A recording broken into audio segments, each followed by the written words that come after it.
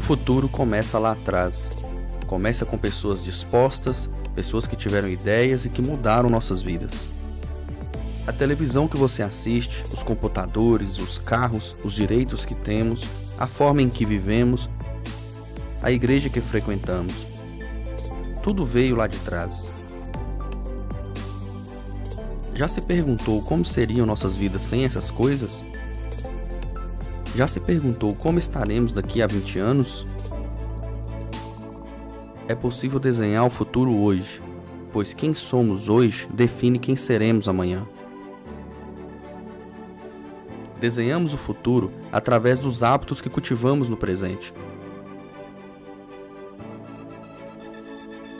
Por isso, não estamos à espera do futuro, nós estamos criando o futuro.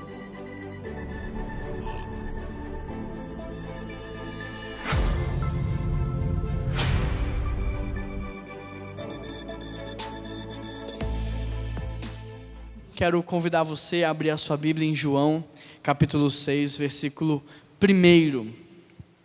Nós estamos na série Desenhando o Futuro e nessa série nós temos conversado sobre o papel da igreja na cidade. Ao longo da série nós já falamos sobre a nossa visão, que é uma cidade transformada pela igreja de Jesus. Nós já falamos da nossa missão, que é apresentar Jesus às próximas gerações. Nós já falamos sobre os nossos valores, amor, gratidão, honra, submissão e generosidade. Nós já falamos também sobre a nossa cultura, que é ser uma igreja família. E na segunda parte da série, que começou no domingo passado, nós começamos a falar das estratégias que nós utilizaremos para alcançar a nossa missão. E a primeira estratégia para nós alcançarmos a nossa missão, que é apresentar Jesus às próximas gerações, a primeira estratégia é ser uma igreja movimento. Uma igreja que se movimenta das casas para o templo e do templo para as casas. A segunda estratégia é ser uma igreja intergeracional. E é sobre isso que nós vamos conversar no dia de hoje. Você que abriu a sua Bíblia, você pode ler comigo no capítulo 6, a partir do verso 1. O texto diz assim: Algum tempo depois, Jesus partiu para outra margem do mar da Galileia. E grande multidão continuava a segui-lo, porque vira os sinais miraculosos que ele havia realizado. Então Jesus subiu ao monte e se assentou com seus discípulos. Levantando os olhos e vendo uma grande multidão, Jesus disse a Filipe: Onde compraremos pão para esse povo comer? Fez essa pergunta apenas para colocá-lo à prova, porque ele já tinha em mente o que fazer. Filipe lhe respondeu: 200 denários não comprariam pão para que todos recebessem um pedaço. Outro discípulo, o André, Simão, irmão de Simão Pedro, tomou a palavra. Aqui está um rapaz com 5 pães de cevada e 2 peixinhos. Mas o que é isso para tanta gente? Disse Jesus: Mandem o povo se assentar. Havia uma grande grama naquele lugar e todos se assentaram. Eram cerca de 5.000 homens. Então Jesus tomou os pães e deu graças, e repartiu entre os que estavam assentados, tanto quanto queriam, e fez o mesmo com os peixes. Depois que todos receberam o suficiente para comer, disse aos seus discípulos: Ajuntem os pedaços que sobraram, que nada seja desperdiçado. Então eles ajuntaram e encheram 12 cestos cheios de pedaços, com os 5 pães de cevada deixados por aqueles que tinham comido. Amém? A primeira coisa que nós podemos observar nesse texto é que todos estavam muito cansados. Se você ler esse texto com calma, se você ler esse texto com muita atenção, você vai perceber que todos estavam muito cansados. Tanto Jesus quanto os discípulos, a verdade é que eles estavam exaustos, e eu já vou te explicar o porquê. Eles ministraram a palavra naquele dia de maneira muito intensa. Eles cuidaram de várias pessoas ao longo daquele dia. O texto vai dizer que eles quase não tiveram tempo para comer. Nós sabemos também que nesse dia, por exemplo, os discípulos que Jesus havia enviado de 2 em 2 começam a voltar para dar o relatório para ele. Nós sabemos também que nesse dia, os discípulos de João Batista vão até Jesus para contar para ele sobre a morte trágica de João. Então esse foi um dia muito difícil, esse foi um dia cansativo. Com isso o texto diz que Jesus atravessa para o outro lado. E ele vai para o outro lado porque, na verdade, ele quer descansar. Ele quer ter um tempo de renovo. Ele e os seus discípulos, eles querem se alimentar, eles querem se renovar, refletir sobre tudo o que havia acontecido, digerir a morte de João Batista. Mas o interessante é que quando eles chegam do outro lado, a multidão está lá. Quando eles chegam do outro lado, a multidão está aguardando, esperando Jesus.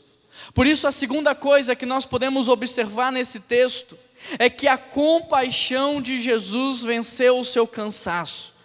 Eu não sei se você percebeu, mas Jesus, ele tinha todas as prerrogativas possíveis para não atender a multidão. Jesus tinha todas as justificativas para deixar a multidão de lado, para se isolar, para descansar, para se alimentar, mas não é isso que o texto diz que aconteceu. Mateus 14, narrando esse mesmo fato, vai dizer que quando Jesus saiu do barco, ele vê a grande multidão, e o texto diz que o coração dele se encheu de compaixão, e ele começou a curar todos os que estavam doentes. Marcos 6,34 também relata esse momento, dizendo que quando Jesus saiu do barco, o coração dele se encheu de compaixão, porque aquela multidão era como ovelhas sem pastor. Lucas 9, versículo 11, diz que Jesus saiu do barco e imediatamente ele começou a acolher a multidão e ensinar para elas as coisas do reino de Deus. Jesus estava cansado, é fato, mas a compaixão dele foi muito mais forte do que o seu cansaço. Que Deus! Jesus estava cansado, tinha todas as justificativas para se isolar, para não atender a multidão, mas a compaixão que ele tinha foi muito mais forte do que o seu desejo de descansar. Que Deus!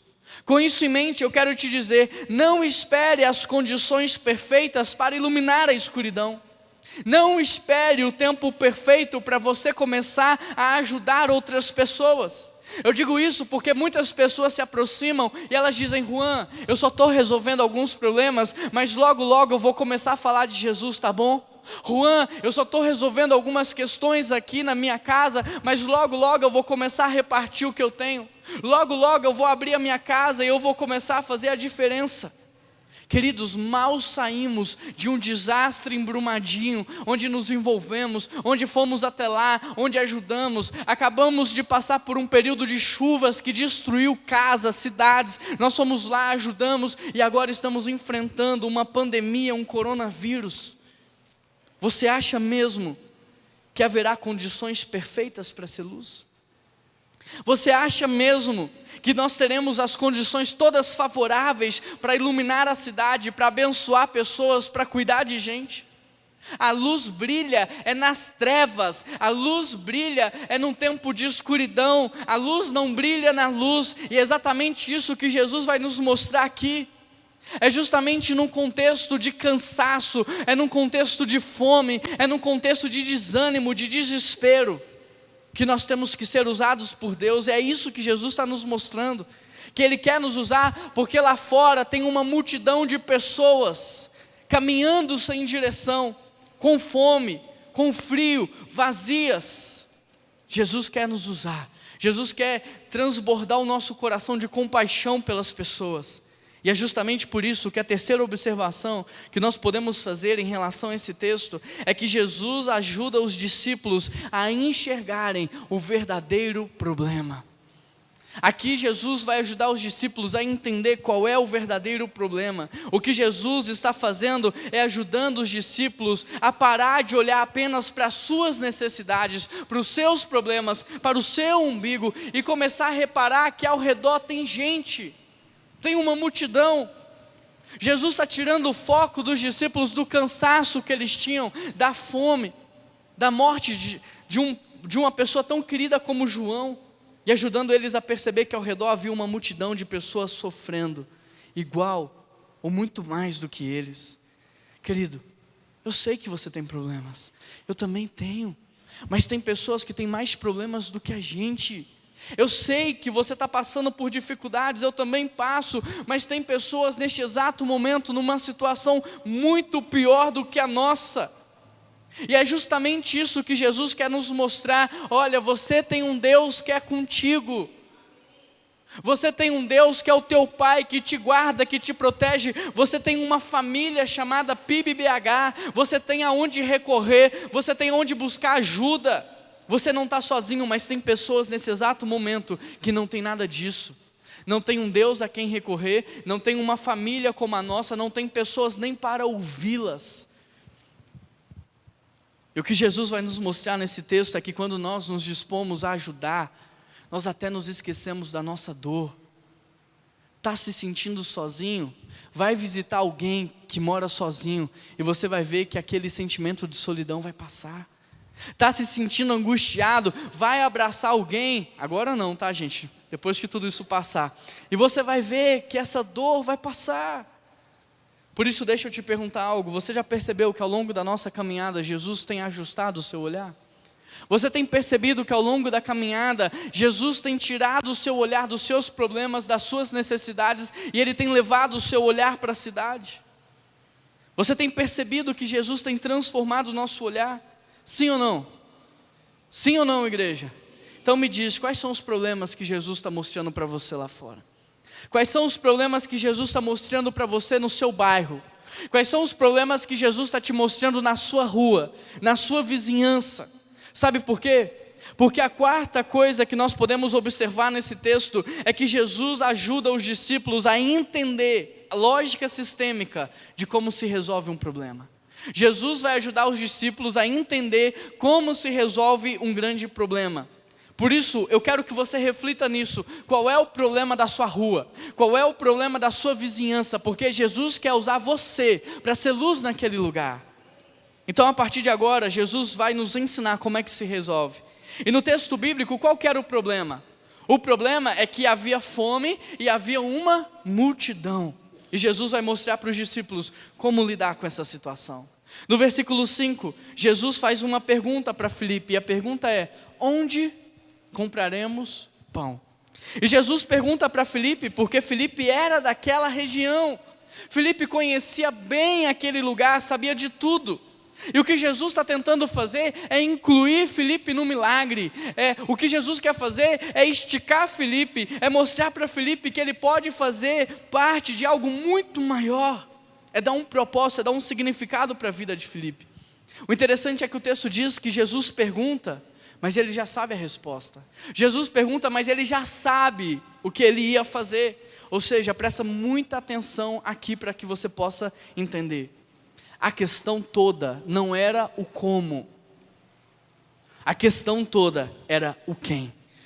Quando Jesus faz a pergunta, o que ele quer ouvir de Filipe não é: a padaria está a 300 metros daqui e vai custar tanto. O que Jesus quer ouvir de Filipe é: Jesus, o onde eu não sei, o como eu não sei, mas o que eu sei é o quem. E se você me permitir, eu também sei o com quem. O quem é você e o com quem sou eu. Não tem onde comprar pão, não tem dinheiro, mas eu sei que o Senhor pode alimentar essa multidão, por isso eu vou fazer o que o Senhor mandar. E no final da situação eu sei que vai dar tudo certo. Era isso que Jesus queria ouvir de Filipe. Eu vou fazer o que o Senhor mandar, porque eu sei que o Senhor consegue alimentar a multidão. Jesus queria ver Filipe sendo esticado, saindo da razão, do natural, entrando no mundo sobrenatural. Jesus queria ver Filipe se envolvendo mais com a obra de Deus, mas ao invés de Filipe responder de maneira espiritual, ele responde de maneira carnal. Filipe olha para a multidão, querido, presta atenção, e ele começa a fazer contas. Ele começa a calcular a multidão, e naquele tempo só contava homens. Então ele diz: tem 5.000 homens, deixa eu contar crianças, deixa eu contar mulheres. E Filipe rapidamente chega à conclusão de que ali há um público de mais ou menos 20.000 pessoas. Com essa informação em mente, ele olha para os discípulos e começa a pensar: conhecendo esse, eu sei que ele deve ter uns 2 denários no bolso, aquele deve ter 1, aquele deve ter 3. Ele faz uma soma rápida e ele talvez chegue à conclusão de que ali há mais ou menos 8 denários, ou seja, o equivalente a 8 dias de trabalho. Com essa conta na cabeça, Filipe vai além, ele começa a pensar: eu imagino isso acontecendo. Bom, com 1 denário eu consigo comprar 20 pães de cevada, que é mais barato do que pães de trigo. E se eu repartir esse pão no meio, então vai dar mais ou menos ali, eu compro 160 pães, com 8 denários, repartindo no meio, 320 pedaços. Não dá. São 20.000 pessoas. A conclusão que Filipe chega é: Jesus não tem o que fazer. Manda esse povo embora, cada um dá seu jeito, cada um se vira, cada um come. Afinal de contas, nem 200 denários vão ser suficiente. Mas não era isso que Jesus queria ouvir de Filipe. Essa era uma resposta carnal, humana. Jesus queria que Filipe exercesse a sua fé, a sua confiança, que Filipe participasse desse milagre. Agora, queridos, quantas vezes não é exatamente isso que nós fazemos diante de uma impossibilidade, diante de uma cena de dificuldade? Quantas vezes não é assim que nós respondemos para Jesus? Ele diz: vai lá e libera perdão. E você fala: não dá. Realmente, humanamente falando, não dá. Mas o perdão é algo divino.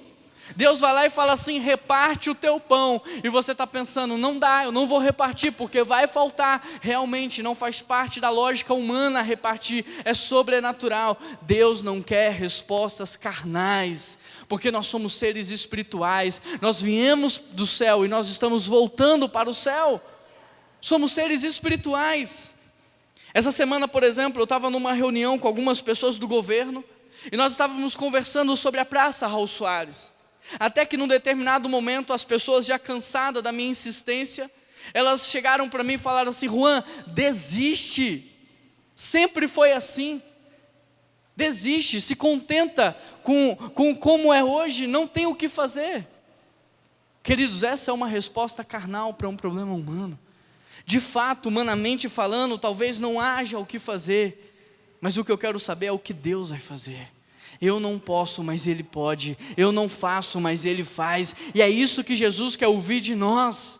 O índice de criminalidade está aumentando. Não há o que fazer humanamente, não há. Mas Jesus, o que o Senhor vai fazer? Me fala, me envolve, eu quero fazer parte, mas não me deixa de fora do que o Senhor está fazendo no mundo. Então a questão aqui desse milagre não era quanto dinheiro eles precisavam, e nem aonde comprar comida. A questão desse milagre era o que Jesus poderia fazer. Filipe deveria ter pensado: uau, nem 200 denários seriam suficientes, eu só quero ver como é que Jesus vai sair dessa. Eu me lembro de uma missionária chamada Nauzira, e na África ela estava me contando que a primeira vez que ela tinha ido para lá, ela estava com 700 quilos de bíblias, de roupas, de doações para levar para a África. E ela estava no aeroporto pensando: como é que eu vou fazer? Você já pagou o excesso de bagagem? Então você sabe o que eu estou falando.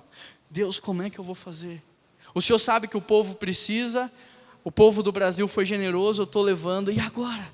Aí chegou um cara engravatado, negro, chegou lá, falou assim: estou vendo que você está indo para Angola, será que você poderia levar uma encomenda para mim? Ela pensou: ele está de brincadeira, né? Eu estou aqui com 700 quilos pensando como que eu vou pagar, ele quer que eu leve mais. Mas ela pensou: o que é mais 1 quilo, né? Beleza, pode deixar, eu vou levar. E ela pegou a caixinha do homem, colocou lá. Aí ele falou assim: ó, só que é o seguinte, eu vou deixar aqui a instrução, amanhã uma pessoa do governo lá vai vir pegar com você assim que você desembarcar do avião. A propósito, isso aqui é tudo seu? É. Tá, só um minutinho. Aí o homem saiu. E aí, enquanto o homem saiu, a Ana Alzira falou assim: Deus, agora é contigo, eu só quero ver o que o Senhor vai fazer. E aí o homem voltou com vários outros homens, eles começaram a carregar as coisas dela, colocaram num outro avião e levaram para a África. Aquele homem era do cônsul da Angola. Uau! Querido, é isso que Deus quer ouvir de nós. Deus, eu só quero ver como o Senhor vai sair dessa. Isso é confiança, isso é fé.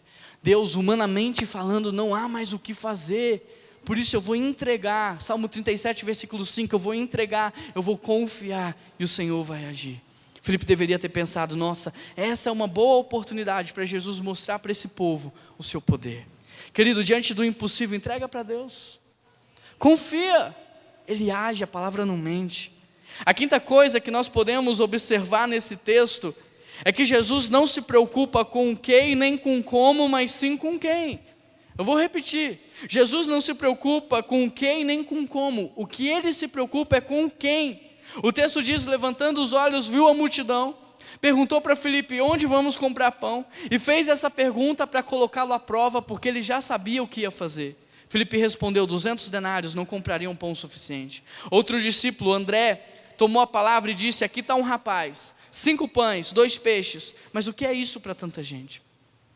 Se você fizer uma leitura atenta, se você ler esse texto de maneira atenta, você vai perceber que a resposta certa para a pergunta de Jesus não envolvia um como, envolvia um quem. O que Jesus queria ver era um quem, movido por compaixão, se responsabilizando pela multidão.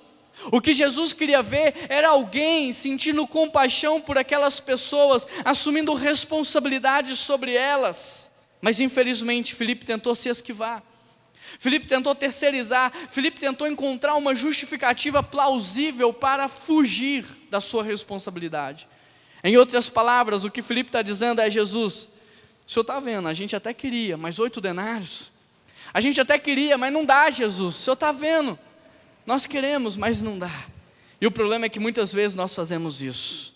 No fundo, quando algum grande problema aparece, tudo que nós mais queremos é nos safar, é nos esquivar, é terceirizar e jogar o problema para o outro. Tudo que você mais quer é sentir aquela sensação de alívio.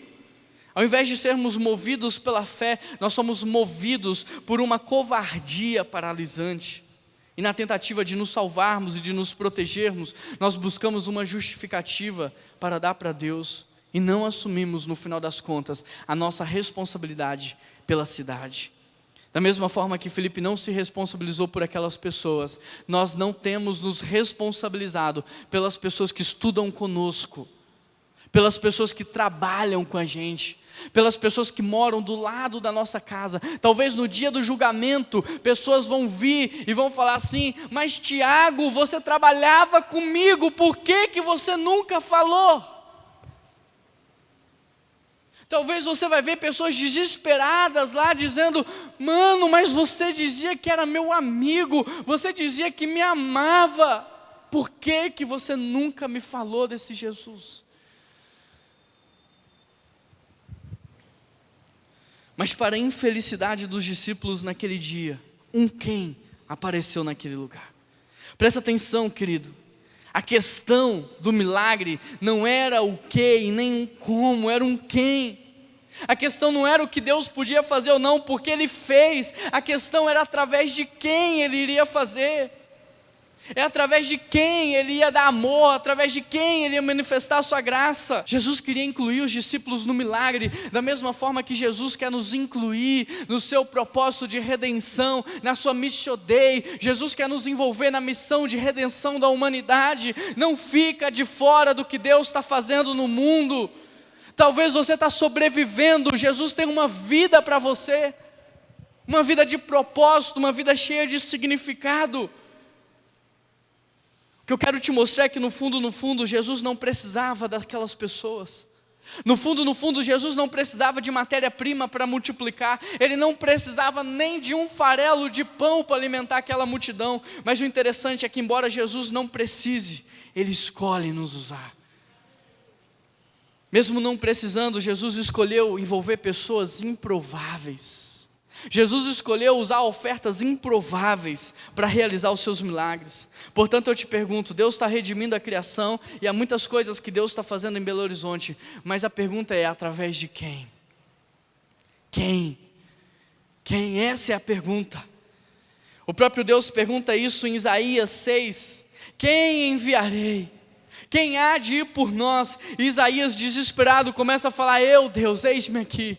É tudo o que eu mais quero, é servir o único e verdadeiro Deus, é ser embaixador do Senhor na terra. Quem vai resolver, queridos, os problemas da política no Brasil hoje? Porque o nosso papel é se envolver e fazer a diferença. Como é que a gente vai guardar a luz dentro de uma caixinha de sapato? Como é que a gente vai esconder a luz dentro de um quarto? A luz foi feita para iluminar a cidade. E eu estou perguntando: quem é que a gente vai formar aqui dentro, que a gente vai discipular, que a gente vai caminhar junto, que vai ser eleito, e a gente vai acompanhar, e a gente vai andar perto, e a gente vai corrigir, e a gente vai exortar, para ser luz lá dentro? Quem? Porque a gente está fugindo. Quem é que Deus vai usar para cuidar dos órfãos e das viúvas? Quem? Porque você está preocupado só com a sua carreira, você está preocupado com a sua vida hoje, mas um dia você vai entrar na terceira idade, um dia você vai depender de alguém, e você vai talvez se arrepender de quando você era jovem, não ter cuidado de alguém que precisava. Quem é que vai cuidar dos pastores aposentados? A gente está com um sonho aqui na PIB de cuidar de pastor e missionário aposentado, que não tem sustento, que não tem experiência no mercado, que não vai arrumar emprego. Quem é que vai cuidar dessas pessoas? Para de reclamar que o leite da sua casa acabou. Tem gente numa situação muito pior do que a sua. Para de reclamar que fulano não te abraçou, ou que fulano não te ligou. Gente, acorda. O diabo está nos distraindo. Quem? Quem vai cuidar da desigualdade social? Quem vai abrir a casa para chamar os vizinhos, para que um dia você não tenha que pedir perdão por não ter falado para a pessoa que morava do teu lado? Quem vai abrir a casa para convidar um vizinho para jantar e falar assim: olha, eu só estou te trazendo aqui porque eu quero te dizer que Jesus te ama, Ele morreu por você naquela cruz, Ele quer transformar a tua história. Saia das quatro paredes. Quem? Deus não está perguntando se a transformação da cidade é possível ou não. Deus não está perguntando para você se você é a pessoa certa ou não. Deus não está perguntando se você vai conseguir ou não. Deus não está perguntando se você tem o que precisa ou não. Deus está perguntando quem. É você? É você? Porque se for você, o restante é com Ele. Se for você, a capacitação vem dEle. Se for você, o sustento vem dEle. Se for você, Ele abre as portas. Deus está disposto a multiplicar tudo que você está disposto a repartir. Se você estiver disposto a repartir a sua vida, Deus vai multiplicar você. Ele vai te colocar em áreas de influência na cidade. Há 7 áreas de influência. Cadê os cristãos iluminando? Cadê os cristãos dentro da assistência social da cidade? Dentro do comitê de educação da cidade? Cadê os cristãos? Sabe onde eles estão? Dentro de congresso, dentro de show, dentro de evento. O diabo está nos distraindo e Jesus está perguntando: quem? Quem enviarei? Quem há de ir por nós? Em Marcos nós podemos ver que os discípulos tentam terceirizar, dizendo: manda o povo embora. Mas Jesus diz: não, são vocês. Querido, não é o Bolsonaro, são vocês. Não é o Zema, são vocês. São vocês. Deus não confiou a solução do mundo na mão dos ímpios. Deus confiou a solução do mundo na mão dos filhos de Deus. Nós somos a luz do mundo e o sol da terra. Quantas vezes eu e você não estamos terceirizando o problema, culpando outras pessoas? Porque a organização tal não faz, fulano não faz, ciclano não faz. Você também não faz. Você também não faz. São vocês, os filhos de Deus, que vão transformar a cidade. Querido, presta muita atenção nisso. A questão não é o como, porque Deus é dono do ouro e da prata. Ele tem todo o poder e Ele pode fazer todas as coisas. A questão é quem. Quem Ele vai usar para ser canal de poder. Quem Ele vai usar para ser canal de transformação. Quem Ele vai usar para distribuir a riqueza que há no reino dEle, porque Ele é dono do ouro e da prata. Ele não suporta a desigualdade, Ele quer distribuir riqueza. Quem Ele vai usar para abençoar a cidade. Quem Ele vai usar para levar paz, para levar alegria, para levar luz. Quem? Isso é tão verdade que quando no texto aparece um quem, Jesus sai desse nível de conversa e Ele entra no novo nível de conversa. E é isso que a gente vai ver aqui. A sexta coisa que nós podemos observar nesse texto é que o quem apresentou o como. Olha que legal isso. O quem apresentou o como. O discípulo André chegou e falou aqui: olha, tem um rapaz, ele tem 5 pães e 2 peixes. Ele está mostrando um como. Queridos, de novo, Deus não precisa do quem e Deus não precisa do como, mas Ele escolheu usar o quem para sugerir um como. Olha que Deus maravilhoso, gracioso, que nos envolve naquilo que Ele está fazendo. Repare que não foi Jesus que chegou para a multidão e perguntou: alguém tem 5 pães de cevada e 2 peixinhos? Não foi Jesus, foi André que foi no meio da multidão, encontrou um menino e trouxe e falou: aqui, Jesus, aqui, usa isso, estamos sugerindo isso. Deus não precisa do quem nem do como, mas Ele escolhe usar o quem para sugerir um como. Jesus pergunta para Filipe onde conseguir comida, mas na verdade Jesus queria que Filipe fosse um quem, para falar para ele um como. E talvez se Filipe tivesse assumido a responsabilidade e apresentado um como, mesmo que fosse pedras, Jesus teria transformado em pão e alimentado a multidão. Mas porque ele se esquivou, porque ele não assumiu a sua responsabilidade, André foi lá, assumiu a responsabilidade, procurou alguém, e ele apresentou um como. Sabe quem era o como? Uma criança, um adolescente. Sabe por que a gente sabe que é um adolescente? Porque ele tinha 5 pães para comer. Se fosse um adulto talvez tinha 1, 2, mas tinha 5. Quem é que come 5? É um adolescente. Mas o texto também diz que era um menino. Só que o engraçado é que a criança também vai lá e ela também assume a responsabilidade. E ela também entrega um como, ela entrega os seus 5 pães e os seus 2 peixes. O interessante é que o autor é enfático em dizer que André apresentou uma criança e que a criança apresentou 5 pães e 2 peixes. Ou seja, o como era apenas uma criança, gente. Uma pessoa improvável. O como era apenas um pão de cevada, um pão muito mais barato e mais simples do que o pão de trigo. O peixe, o texto diz que era um peixinho. Querido, perceba que para Deus não importa se você é alguém da alta ou se você é alguém da baixa. Deus não olha dessa forma. Quando Ele vai escolher Davi, Ele olha pelo coração, Ele olha o que ninguém vê. Para Deus não importa se você é grande na sociedade ou se você é pequeno. Não importa se você é estudado ou se você é iletrado. Não importa se você tem 99 anos de idade ou se você tem 9. Sansão no seu último minuto de vida fez mais do que fez a vida inteira. Querido, perceba, para Deus não importa se você está entregando aqui R$100 ou R$100.000. Não importa se você está oferecendo um conhecimento técnico de medicina ou se você está se colocando à disposição para lavar um banheiro. Para Deus não importa se você está dando um abraço ou um carro. Para Deus não importa nada disso. Importa é que você assuma a sua responsabilidade na cidade, que você tenha compaixão pela multidão e que você entregue o que Ele já te deu. Ele não está pedindo algo que Ele não te deu. Ele está pedindo, entrega o que eu te dei. E muitas vezes deixamos de repartir porque pensamos que é pouco. Deixamos de ofertar porque pensamos que é pouco. Deixamos de servir porque pensamos que o nosso serviço é pouco. Mas na verdade, se a gente observar esse menino, ele não focou no tamanho do desafio. Ele não focou no tamanho da multidão. Se ele tivesse focado na multidão, talvez ele não teria entregado os 5 pães e 2 peixinhos. Ele focou nas mãos de quem ele estava entregando. E é isso que fez toda a diferença. Ele não entregou muito, ele só entregou o que ele tinha. O seu melhor, o que Deus já havia dado para ele. Querido, Deus está disposto a multiplicar o que você está disposto a repartir. Deus está disposto a multiplicar o que você nessa manhã se propuser a repartir. E se você observar, do pouco não faltou. Do pouco, na verdade, sobrou. Dos 5 pães e 2 peixinhos, uma multidão inteira foi alimentada e ainda sobraram 12 cestos cheios de pão. Porque a grande questão não é o que nós estamos entregando, mas nas mãos de quem nós estamos entregando. Essa é a grande verdade, em que mãos está. Uma bola de futebol nas minhas mãos custa R$30. Nas mãos do Neymar vale 30 milhões, tudo depende de que mãos está. Uma funda nas minhas mãos é brinquedo de criança, nas mãos de Davi derruba o gigante, tudo depende de que mãos está. Uma vara nas minhas mãos eu espanto alguns animais, nas mãos de Moisés abre o mar vermelho, porque tudo depende de que mãos está. Cuspe e barro nas minhas mãos produzem lama, nas mãos de Jesus cura os cegos, porque tudo depende de que mãos está.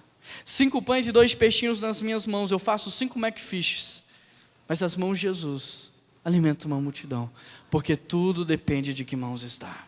E eu te pergunto, o que é que você tem nas mãos hoje?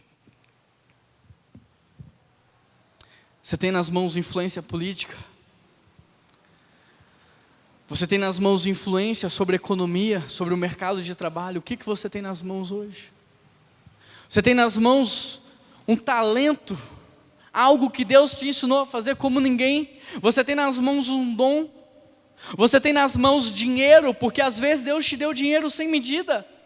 Você tem nas mãos propriedade, você tem nas mãos o quê? um tempo para repartir com alguém, para ouvir alguém? Você tem nas mãos o quê? A oportunidade de ir num lugar e fazer um serviço voluntário. O que você tem nas mãos? Porque talvez você esteja pensando, o que é isso que eu tenho diante da dificuldade da cidade? Não vou entregar, não vai fazer diferença. Coloca nas mãos de Jesus e você vai ver o que Ele vai fazer. Porque não tem a ver com você, tem a ver com Ele. Tem a ver com o que Ele está fazendo. E é interessante porque quando você dá o que Ele te deu, você não fica com menos por isso, você fica com mais. Eu lembro de um dia que eu estava no carro com as crianças e o Noah falou assim, pai, eu quero comprar isso aí. Aí eu falei, papai não vai comprar hoje não, filho. Pai, mas eu tenho dinheiro, eu posso comprar? Eu pensei, tá bom, você quer comprar? Pode comprar então. Só que eu sabia que ele tinha dinheiro, porque eu tinha dado, mas eu sabia que o que ele tinha também não era suficiente. Ele deu o dinheiro que ele tinha para comprar e eu acrescentei o meu e comprou o que ele queria. Na cabeça dele, até hoje, ele acha que pagou por tudo. Mas o que ele deu não pagou nem 10% do valor do brinquedo. Aí, é a mesma coisa com a gente. A gente acha que a gente está dando e transformando o mundo. Mas na verdade o que a gente dá não é nem 10% do que Deus está fazendo. Porque Ele coloca muito mais. Ele colocou o Filho dele morreu numa cruz, Ele deu o Espírito Santo, Ele dá sustento todo dia, Ele dá saúde, Ele dá vida, Ele dá força, inteligência, capacidade. Talvez aquele menino tenha pensado que ele alimentou a multidão inteira, porque deu 5 pães e 2 peixes. Mas na verdade o que ele deu não representou 5%, quem fez tudo foi Jesus. Deixa eu te dizer algo, quando damos o que temos para Deus, não passamos a ter menos por isso, passamos a ter mais, porque Ele multiplica tudo que a gente está disposto a repartir. A 7ª coisa que nós podemos observar nesse texto é que Jesus organiza o povo para fazer o milagre. No versículo 10 ele diz assim, manda o povo se assentar. Em Marcos você vai ver a narrativa desse mesmo texto, dizendo que o povo se assentou em grupos de 100, em grupos de 50. Querido, presta muita atenção nisso. Todas as vezes que Deus quer fazer algo, Ele manda organizar. E eu estou sendo enfático nisso, porque muitas pessoas chegam para mim e falam assim, Juan, mas a gente está organizando demais, deixa o negócio mais solto. Juan, deixa rolar. Esse papo de intencionalidade não serve para nada, deixa acontecer. Querido, Deus não age na desorganização, Deus não age na bagunça, Deus não age na desordem. Jesus falou, manda sentar, organiza o povo em grupos menores, tira o povo da multidão, coloca em grupos pequenos. Quando Jesus quer fazer algo na sua vida, Ele também manda você organizar. Imagine se Jesus não tivesse organizado, imagina, você consegue imaginar? Imagina se Jesus tivesse multiplicado ali aquele pão e aquele peixe numa montanha só. O que ia acontecer? O povo ia sair correndo, desesperado. Uns iam comer muito, outros não iam comer nada, e era perigoso até alguém morrer pisoteado. Imagina se Jesus não tivesse organizado. Você se lembra de quando Deus usou o profeta para multiplicar o azeite na casa da viúva? Imagina se Deus não tivesse mandado organizar. Aquela casa seria inundada de tanto azeite, aquelas pessoas iam morrer afogadas, mas Deus disse, organiza, arruma vasilhas vazias, organiza. E o interessante é que Deus só mandou azeite enquanto tinha organização. Cadê as vasilhas? Acabou? Acabou o azeite. Não tem vasilha, não tem azeite, não tem organização, não tem azeite. Ou seja, quanto mais nos organizarmos, mais Deus vai mandar o azeite. Já parou para pensar que quanto mais nós nos organizamos como prédio, arrumamos o telhado, terminamos o projeto elétrico, trabalhamos a acessibilidade da igreja, quanto mais a gente se organizar, Deus vai mandar pessoas. Quanto mais a gente abrir casas na cidade para receber, mais Deus vai enviar pessoas. Já parou para pensar que Deus só te dá recursos financeiros na medida em que você organiza? Talvez isso explique muita coisa aí na sua vida. Deus não te dá mais do que você tem organizado. Porque quem não organiza no pouco, não organiza no muito. Toda vez que Deus quer fazer algo, Ele manda organizar. Agora, imagina esse povo organizando 20 mil pessoas em grupo de 50. Aí o Samuel fala para mim assim, não Juan, não quero sentar aqui não. Quero sentar lá no outro grupo que está a 3 quilômetros de distância. Aí vem outro e fala assim, não, mas eu queria sentar com meu parente, deixa eu procurar o grupo que meu parente está. Queridos, organizar dá trabalho, não é fácil. Mas se o povo queria ver o milagre, precisava organizar. Imagina a fé que eles precisaram exercer, porque eles estavam organizando o povo sem ver o milagre. Imagina a fé da viúva saindo na rua pedindo vasilha sem ter azeite. Imagina a nossa fé aqui, arrumando esse prédio desse tamanho sem ter recursos, abrindo casa sem ter gente para convidar ainda. Mas é isso que Deus quer. A gente dá o passo e Deus põe o chão. A gente dá o passo e Deus põe o chão. Nós somos aqueles que caminham pela fé. Jesus mandou Pedro jogar as redes do outro lado, e enquanto tinha espaço na rede, tinha o quê?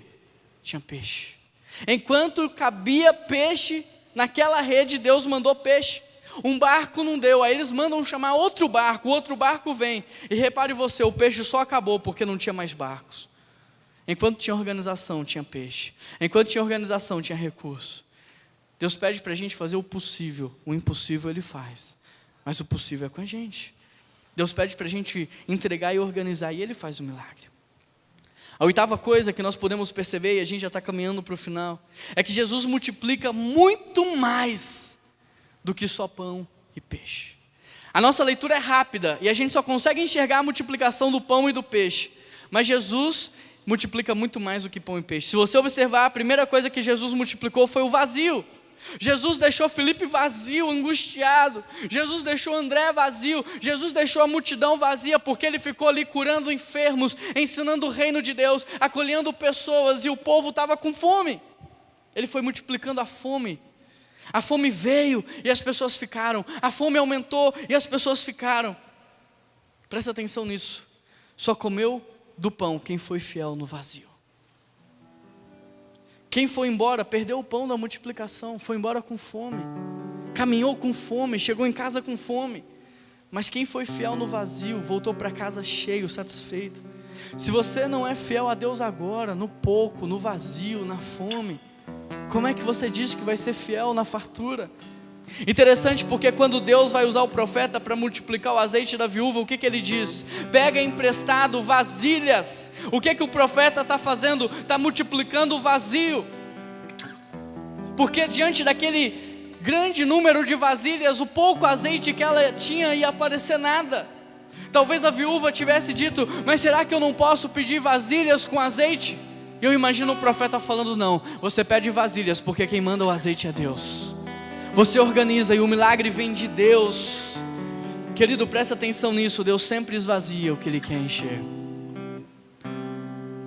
Deus sempre esvazia o que Ele quer encher. Abraão, você tem um filho? Tenho. Quer multiplicar, Abraão? Quero, eu quero ser pai de uma nação. Então beleza, eu vou te esvaziar, sacrifica Isaac. Deus sempre esvazia o que Ele quer encher. Deixa Deus aumentar o vazio na sua vida. Deixa Deus esvaziar você de você mesmo. Deixa Deus esvaziar você do seu orgulho. Deixa Deus esvaziar você da sua arrogância. Porque quanto mais Ele te esvaziar, mais Ele vai te encher. O volume do seu vazio determina o quão cheio você será. Talvez tenha pessoas dizendo para você: crente, passando essa luta, passando essa dificuldade, deixa de ser bobo, abandona o seu Deus, vamos curtir, vamos viver a vida. Querido, quando alguém te convidar a abandonar o seu Deus diante das lutas, você vai dizer assim: eu vou ficar aqui enquanto Deus multiplica o meu vazio. Sabe por quê? Porque Deus só esvazia o que Ele quer encher. Além de multiplicar o vazio, Deus multiplicou as pessoas. Deus começou com Filipe, depois André chegou, falou assim: olha Jesus, Filipe não tem pão, eu não tenho pão, mas aqui está um menino que tem. Deixa eu te perguntar algo, você tem coragem de indicar alguém que tem o que você não tem?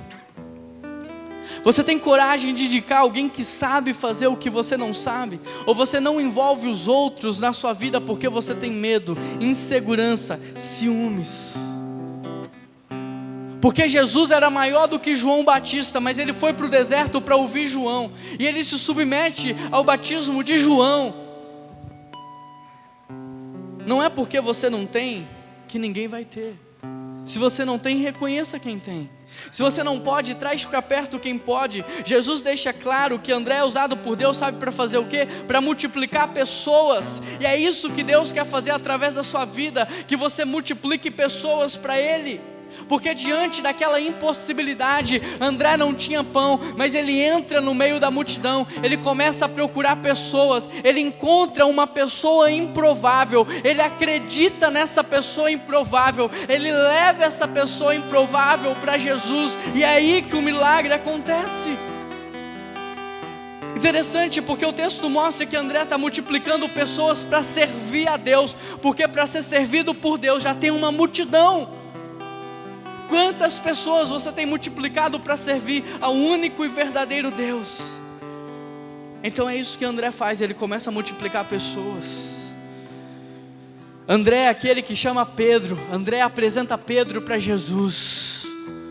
Aí Pedro prega, 3.000 pessoas rendem aos pés de Jesus. Mas quem foi que levou Pedro para Jesus? Foi André. André é aquele que os gregos procuram Filipe. Nós queremos conhecer Jesus, Filipe não sabe o que faz. Aí Filipe chama André. André, não, eu sei o que eu faço. André foi lá e levou os caras para Jesus.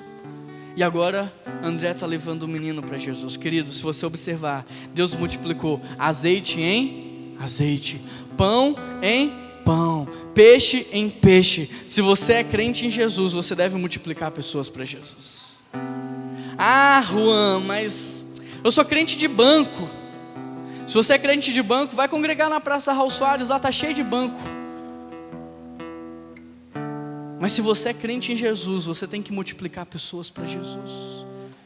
Não é pregar teologia sistemática, não é falar da antropologia, não é falar de angiologia, não, é você só contar para essa pessoa o que Jesus fez na sua vida. É só você falar, eu era assim, hoje eu sou assado, porque Jesus transformou o meu viver, e da mesma forma que Ele me mudou, Ele pode mudar você, Ele pode dar uma nova vida para você. Não tem segredo, não tem dificuldade, é você só compartilhar o que Ele já fez, o que Ele já te deu.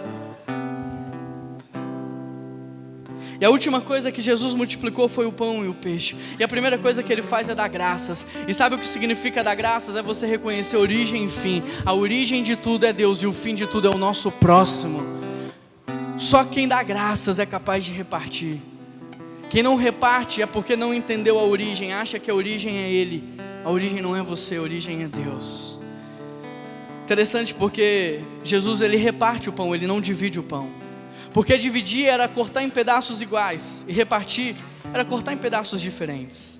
Dividir seria ignorar a fome que cada pessoa tinha, porque você daria o mesmo pedaço para cada pessoa. Mas repartir era você ser sensível, que uma criança não come tanto quanto um adulto come, era você ser sensível à dor da multidão. Se você observar na parábola do filho pródigo, o filho mais novo pede o pai para partir a herança. O pai dá uma parte para o filho vai embora, perde tudo. Quando o filho volta, ele acha que o pai dividiu, por isso ele pede para ser funcionário. Só que mal sabia ele que o pai havia repartido, ou seja, quando ele pediu, o pai não deu tudo que ele deveria ter. O pai deu o que ele precisava. E quando ele voltou e o pai viu o que ele precisava, o pai dava mais, o pai deu mais. E é por isso que o filho mais velho não entendeu, porque ele pensou que o filho já tinha recebido tudo e não deveria receber mais nada. Repartir é diferente de dividir. Por isso, para repartir, nós precisamos ter maturidade, sensibilidade. Nós precisamos ser cheios do Espírito. Porque para repartir você precisa conhecer o outro. Você precisa entrar dentro da dor do outro. Você precisa saber o que ele realmente precisa. Interessante, porque quem recebeu o pão naquele dia não teve a mente transformada. Mente transformada tem quem começa a repartir. E aí eu te pergunto, você tem repartido o que Deus tem multiplicado? Você tem repartido o que Deus tem multiplicado na sua vida? Porque Deus multiplicou o azeite porque a viúva queria repartir. Deus multiplicou o pão porque o menino queria repartir. Deus multiplica quando temos a intenção de repartir. E a nona e última coisa para a gente encerrar é que a multidão foi alimentada, dada graças ao trabalho de cooperação entre as gerações. Presta atenção nisso. Através desse texto nós vimos que Jesus não se importa com como nem com onde, porque Ele não precisa disso, mas que Jesus está atrás de um quem. Agora, quem não sou eu, e quem não é você. Quem é a intercessão das gerações. Quem é a família de Deus na terra. Porque na família há várias gerações trabalhando juntas. Presta atenção, querido. Jesus mostrou o problema para quem? para os adultos. Mas o pão estava com quem? Com a nova geração. E esse é o desafio hoje. A visão do futuro, a experiência, a maturidade estão com os adultos, mas o pão está com a nova geração. O recurso está com a nova geração. As habilidades estão com a nova geração. É verdade ou não é? Você tem maturidade e experiência de vida, mas você não sabe mexer no celular. Você tem anos de experiência na sua carteira, mas hoje tem meninos de 18 anos que ganham num dia o que você ganha no ano. Portanto, o desafio é a gente unir as gerações em prol do mesmo objetivo. É unir sabedoria ao conhecimento técnico, à tecnologia. É você unir experiência com força física de trabalho. É você unir maturidade com recursos financeiros. Nessa cena você vê 3 pessoas: Jesus, os adultos e a nova geração. Por isso nessa cena você tem 3 visões: a visão de compaixão, que é a visão de Jesus; a visão do problema, que é a visão dos adultos; e a visão da solução, que é a visão da nova geração.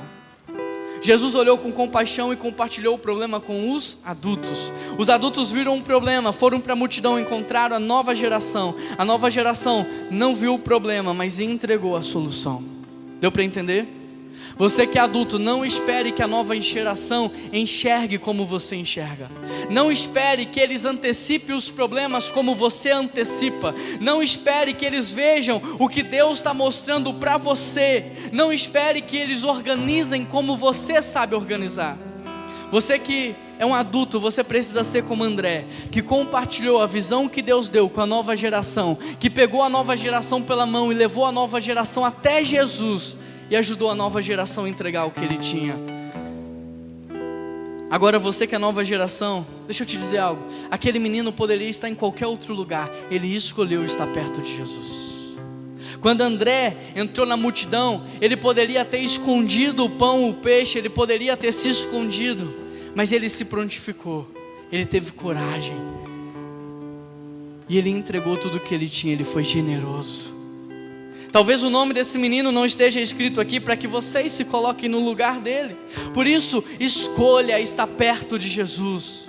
Escolha servir a tempo e a fora de tempo. E esteja sempre pronto para doar aquilo que Deus deu para vocês.